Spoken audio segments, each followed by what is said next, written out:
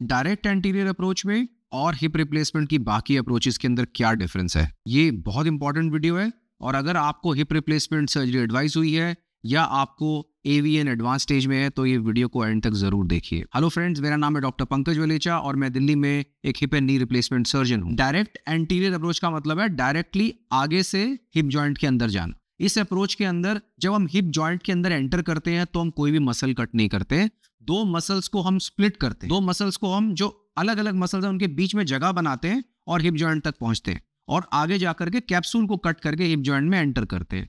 जबकि और अप्रोचेस में क्या होता है कि जब हम हिप जॉइंट में एंटर करते हैं तो कुछ मसल्स को पीछे से कट किया जाता है। अगर हम मिनिमली इन्वेजिव सर्जरी भी करते हैं पोस्टीरियर अप्रोच से, तब भी कम से कम 3 मसल्स को कट किया जाता है, लेकिन उनको स्टिच करके बाद में रिपेयर किया जाता है। जबकि डायरेक्ट एंटीरियर अप्रोच में हिप जॉइंट में घुसने के लिए तो मसल को कट नहीं किया जाता, पर कुछ केसेस के अंदर जब हम फीमर की स्टेम को डालने की प्रक्रिया की शुरुआत करते हैं उस समय पे हमें मसल्स को कट करना पड़ सकता है, पर यह हर पेशेंट में नहीं होता। दूसरा क्या डिफरेंस है, डायरेक्ट एंटीरियर अप्रोच के अंदर हमारे पास एक और टूल अवेलेबल होता है जिसको कि हम C आर्म कहते हैं, क्योंकि वो C शेप में होता है।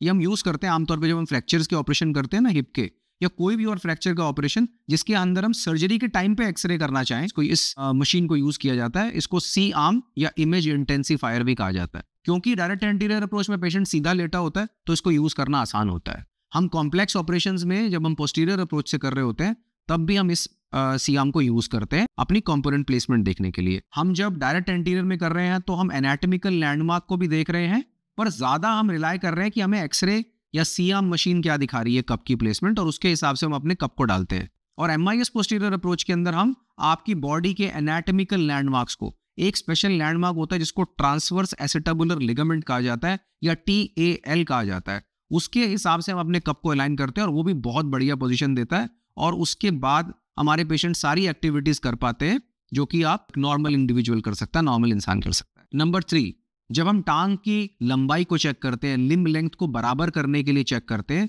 तो हम MIS पोस्टीरियर के अंदर एक पिन लगा के उसकी मेजरमेंट्स करते हैं ताकि हम आपकी टांग की लंबाई जितनी हमें बढ़ानी है उसको हम मेजर करके बढ़ा पाए। और मुझे लगता है कि वो बहुत ही बढ़िया एडवांटेज है MIS पोस्टीरियर का।